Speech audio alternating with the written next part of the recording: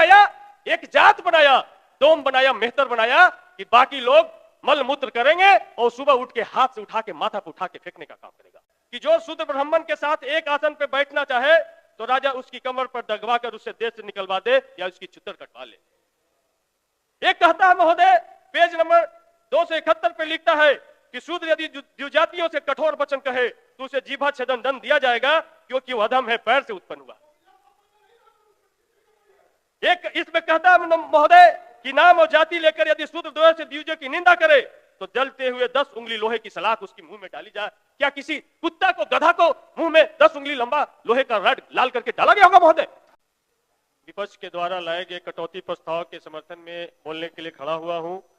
इसके लिए हम अपने राष्ट्रीय अध्यक्ष, गरीब गुरबे के मसीहा लालू प्रसाद यादव जी और प्रतिपक्ष के नेता तेजस्वी प्रसाद यादव जी को और मखदूमपुर की महान जनता को दिल से धन्यवाद देते हैं। महोदय,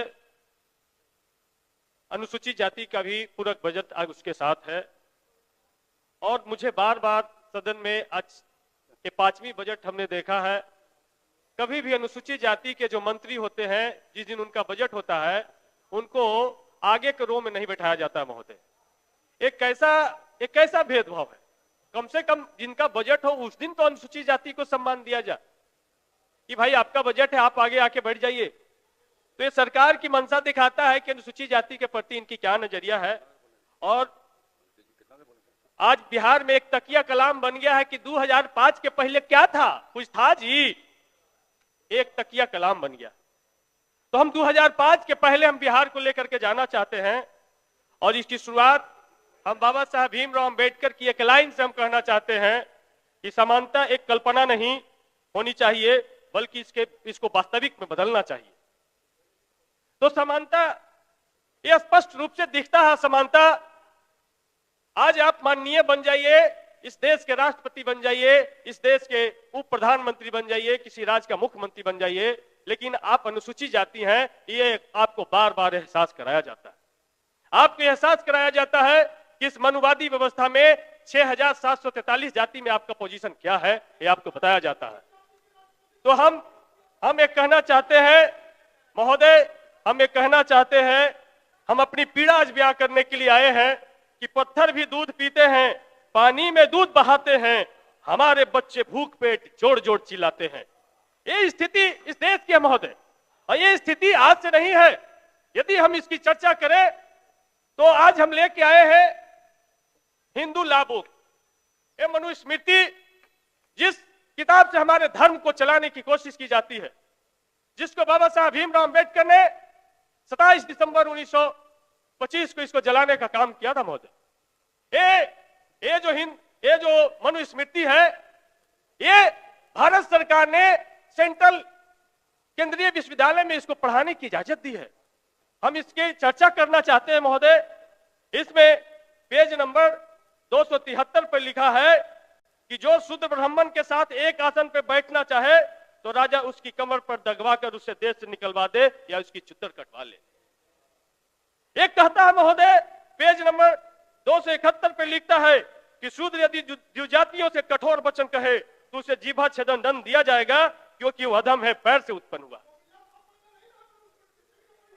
एक इसमें कहता है महोदय कि नाम और जाति लेकर यदि शूद्र द्वय से द्विजों की निंदा करे तो जलते हुए 10 उंगली लोहे की सलाख उसकी मुंह में डाली जाए। क्या किसी कुत्ता को, गधा को मुंह में 10 उंगली लंबा लोहे का रड लाल करके डाला गया होगा महोदय? ये भारत के शूद्रों के बारे में एक धर्म विशेष में एक स्थान है उनका। इसीलिए बाबा साहब भीमराव अंबेडकर ने इस ब्राह्मणवाद के खिलाफ में, वर्णवादी व्यवस्था के खिलाफ में बाबा साहब ने इसको रेखांकित किया है। और भारत की व्यवस्था को यदि समझना है तो हमको इस 5 खंड में जो भारत की व्यवस्था है उसको समझना होगा। वैदिक काल जो 600 ईसा पूर्व के पहले का काल है, बुद्ध काल जो 600 से 1200 ईसा पूर्व का काल है, मुस्लिम काल जिसको कह सकते हैं, या मध्य काल 1200 ईस्वी से 1800 ईस्वी का काल है, ब्रिटिश काल जो 1800 से 1947, और अब जो स्वतंत्रोत्तर काल चल रहे हैं जिसमें भारत का संविधान लागू हो गया, उस काल में हम जी रहे हैं महोदय, उस काल में हम जी रहे हैं। लेकिन ये जो स्पष्ट रूप से हम कहना चाहते हैं महोदय कि आज हमने एक किताब पढ़ा आपके सेंट्रल लाइब्रेरी में, कांची लैया की बुक है हिंदुत्व मुक्त भारत की ओर। उसमें वो बड़े सोशल साइंटिस्ट, दुनिया के बड़े सोशल साइंटिस्ट डॉक्टर अंबेडकर के बाद वो गिने जाते हैं। उन्होंने साफ साफ कहा कि इस देश में ये जो ब्राह्मणवादी मनुवादी व्यवस्था जो दलितों पर, शूद्रों पर जो थोपा गया, इसको अगर बुनियादी समझ विकसित करनी है तो समझना चाहिए कि इस देश ने किला बनाया, महल बनाया, कोठी बनाया महोदय, लेकिन उसमें शौचालय नहीं बनाया। क्या बनाया? एक जात बनाया, डोम बनाया, मेहतर बनाया कि बाकी लोग मल मूत्र करेंगे और सुबह उठ के हाथ से उठा के माथा पे उठा के फेंकने का काम करेगा। इस देश में महोदय वॉशिंग मशीन नहीं बना, इस देश में बासन मैन बना कि हम जिंदगी भर कपड़ा गंदा करेंगे, तुम्हारा काम, तुम धोबी हो, जिंदगी भर तुम्हारा काम धोना है।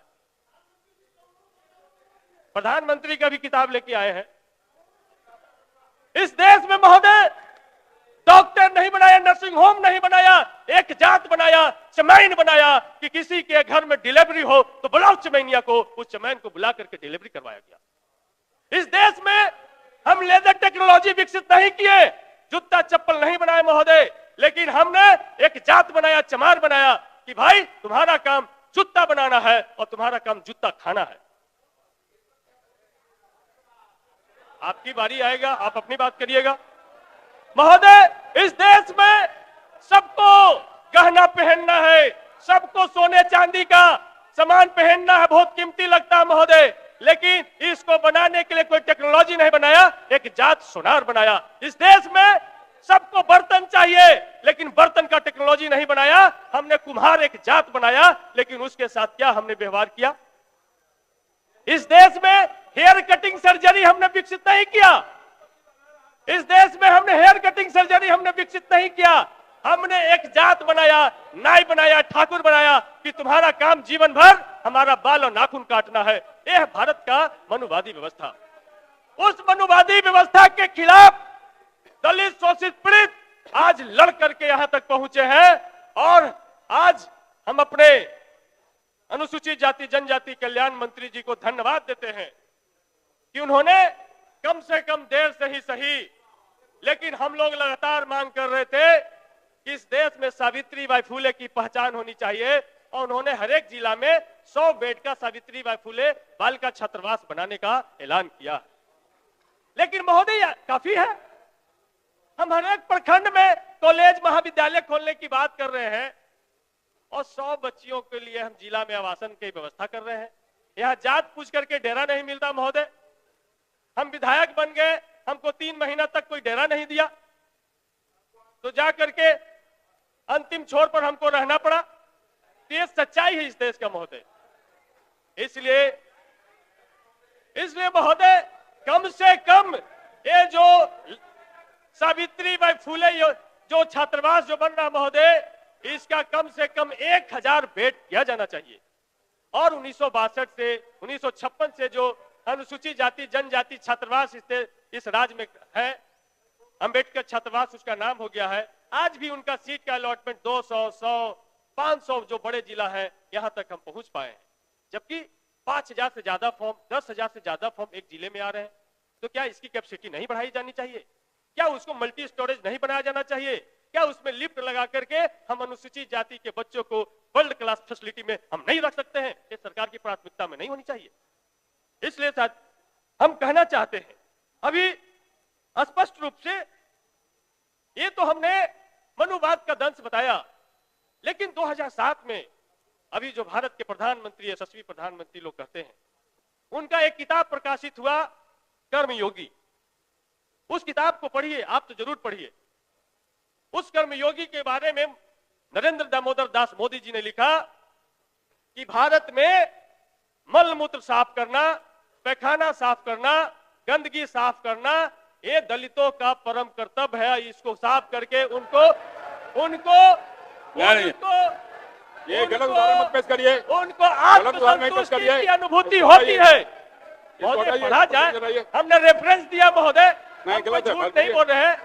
आप बैठिए, बैठिए, प्रोसीडिंग में नहीं जाएगा, बैठिए ना महोदय। प्रोसीडिंग में नहीं जाएगा, गलत उदाहरण आपका। ये परम सुख नहीं जाएगा, क्यों नहीं बैठिए प्राप्त करना चाहिए? ये परम सुख उनको क्यों नहीं प्राप्त करना चाहिए महोदय? हम स्पष्ट रूप से कहना चाहते हैं कि ये परम सुख सिर्फ अपने स्थान पे जाइए। दलित तो पिछड़े ही प्राप्त करे, ये परम सुख उनको भी प्राप्त Proceeding करना में चाहिए।